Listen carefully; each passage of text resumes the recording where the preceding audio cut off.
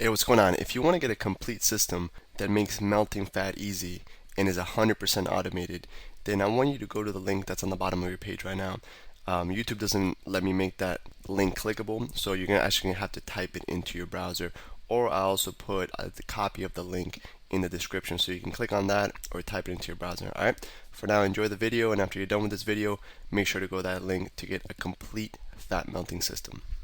Alright, so within this program, we're giving you several techniques, and dinner is another one of those crucial times. Kind of like how, at breakfast before you eat, you have a really great opportunity to melt pure fat.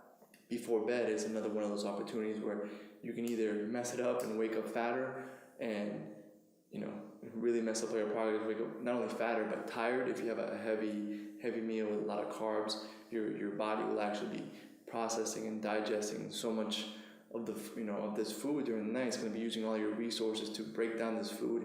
You're going to wake up fatter, and you're gonna wake up feeling tired. So this concept, and when you follow the simple steps we're going to give you in this video, you'll not only have a great opportunity to wake up and melt pure body fat, because while you're sleeping, you're actually your body's repairing and taking all the garbage out and cleansing everything and just recharging you for the day. You're going to be able to melt pure fat, but you're also, more importantly, going to wake up with a lot more energy. When you follow these rules, and when you use this, the 12-hour rule that Jason's going to talk about in just a moment, you'll be able to wake up feeling refreshed, energized, and you'll step on the scale, be lighter if it's time to weigh yourself. So let me get this straight. They're gonna sleep better. Yes. They're gonna wake up with more energy. They're gonna sleep and burn fat at the same time, and then their morning ritual is gonna burn fat even better before the breakfast. Those four things are gonna happen with this dinner and 12-hour rule technique. Yeah, it's again going into just making sure. Yeah. Hey, what's going on? If you're enjoying the video so far, do me a huge favor and click on the like button below. You'll get your good deed for the day out of the way. It helps me out a lot. Also, go ahead and subscribe and leave a comment. Something as simple as good video or I enjoyed the video. It really helps me out with YouTube. Alright, here's the rest of the video. It's the same thing we keep talking about, which is all these techniques are going to stack together. These are all techniques that require a little amount of willpower. You keep stacking them on top of each other, and they have a really synergistic and exponential effect to melt pure body fat. I don't know if you're familiar with the 80-20 rule, the Pareto principle, stating that 20% of the actions you do give you 80% of the results, right? So it's you probably wear 20% of your clothes 80% of the time. 20% of the salespeople make 80% of the sales for companies, and this guy did research, and the 80-20 rule spans in all kinds of areas in your life. This before bed is one of those 20% that give you the most benefit. So instead of being one of those people at the gym where you're sweating bullets and you're going really hard and being a cardio bunny and exerting your energy and giving your all, instead, be strategic and use this time before bed to really wake up feeling lighter and feeling better. So we're going to go over now the simple meals that we recommend, and the simple rules that we recommend before going to bed. Number one is you really, before bed, you want to tone down the amount of carbs that you eat. I'm sure you might have heard this rule before, but we really want to emphasize it. And how many carbs do you think they should have before bed? Approximately. If you're gonna have carbs before bed, I recommend somewhere around 20. But there's two angles you can take this. You can take the more drastic angle, where you're gonna do no carbs, as far as sweet potato, none of those kind of things, and you're just gonna do protein and veggies, and the veggies is where you're gonna get your carbs from. And this is advanced and a little like a streamlined approach to burning fat a little faster. But if you want to take it a little easier, you can eat carbs as well. We don't say you can. We don't ever say you can't do that. But you want to keep it on the lower side of the carbs for the night. And during the day is when you're eating the majority of your carbs. And again, like we're always reiterating, we want to steer clear from processed foods. I mean, with all our meals, with all our snacks, we want to stay as true to unprocessed, fresh foods. That are part of the foods that are refrigerated and that will go bad. The quicker the food goes bad, the better. And we don't want to be taking things out of plastic wrappers to eat them for dinner or lunch or even breakfast if we don't have to. Yeah, and staying away from processed foods goes back to what I was saying earlier, where if you eat processed foods before bed, you're going to spend the majority of your time, trying to break that food down while you're sleeping, and you're actually going to wake up tired. So it's very important. There's another one of those critical moments where if you're going to have processed foods, have it early in the day. Obviously, ideally, you don't have anything. If you're bending with the processed food, that's fine. But ideally, you want to before bed is one of those very critical moments that you want to be as perfect as possible. And again, with the tired issue about waking up tired, is your body usually runs on cycles. Your whole body, your organs, different muscles, everything. Your body runs on cycles. So your digestive tract runs on a cycle. When you're more active with your eating, which is throughout the day, through breakfast or dinner, your digestive tract is more efficient. So that's one of the reasons why when you go to sleep and you pack your body with processed foods, which processed foods are a lot harder to digest, that you're not digesting them, your body's working really hard to break these things down because your digestive tract is not running properly. It's like a bunch of tongue twisters going on here.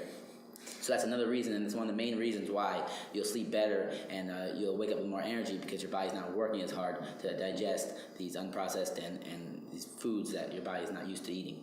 All right, so here's some specific recipes you can do. During the dinner time, we want to stick with the lean proteins as well as the healthy fats. Something like a fish with avocado and some veggies, whether it's broccoli, asparagus, maybe a little coleslaw. And we really want to stay as far away from the carbs as possible, and we want to replace the carbs at nighttime with a little bit of fat. We can eat things like, for carbs, we can eat things like sweet potatoes. For fats, we can do things like coconut oil, we can do avocado. What other fats you got there? We got olive oil, we got a little bit of almond butter maybe. We got... You can do nuts. Obviously all the nuts come from walnuts. That's where the coconut oil and almond butter comes from. But basically with the fats, just like we'll tap into the fats a little bit. Fats are not bad at all. They're actually really good for you. Your brain runs off pure fat, which is lipids. But fats, there's two different types of fats, and we want to stay away from one, and we want to be on the other one. And things like like how avocado is packed with fat, that's good fat, and we want to be on that. Sometimes I'll hear people like, no, you don't want to eat avocado; it has loads and loads of fat, but it's really healthy fat. Again, if you eat 3 avocados a day, it's too much. Everything in moderation, it's bad for you. But the fats that are in candy bars and processed foods, those are not good fats, and those are not doing anything for us except stacking on our our rolls on the side of our stomach. All right. So good fat and bad fat, big distinguish.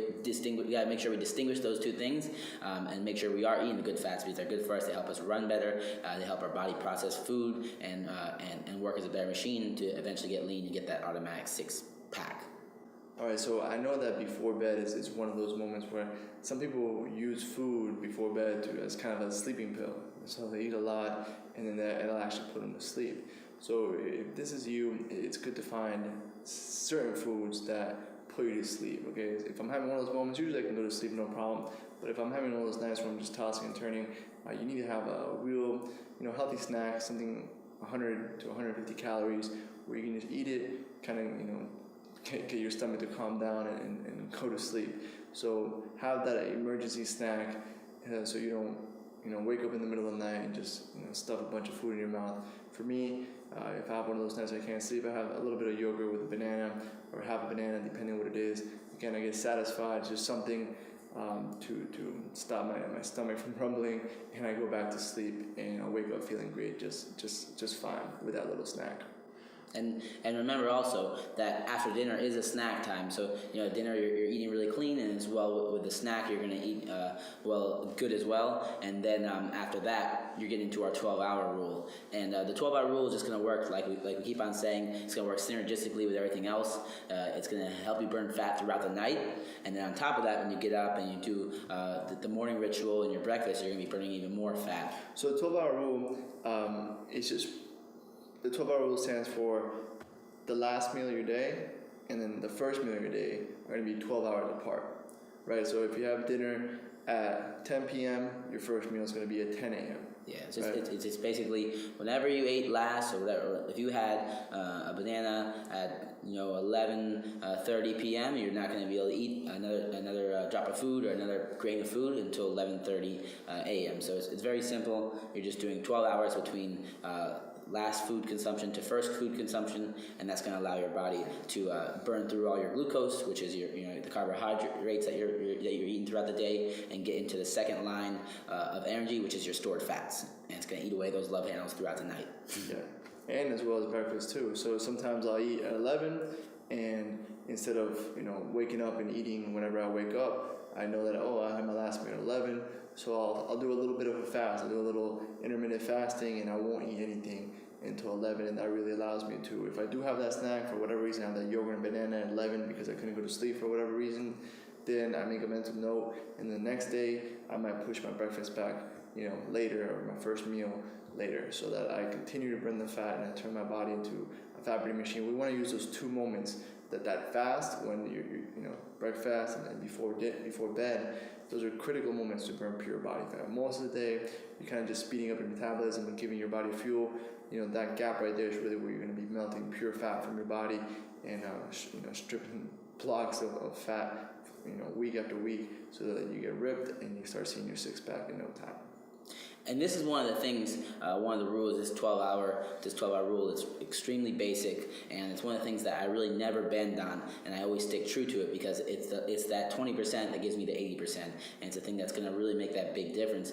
And it's something that humans have been designed to do and have been doing for centuries now. And just recently, since we have this modern technology and fast food chains, all these things open 24/7, we haven't been sticking to it. But back in the day, let's go back into the caveman days. If sunlight was out, we were more active.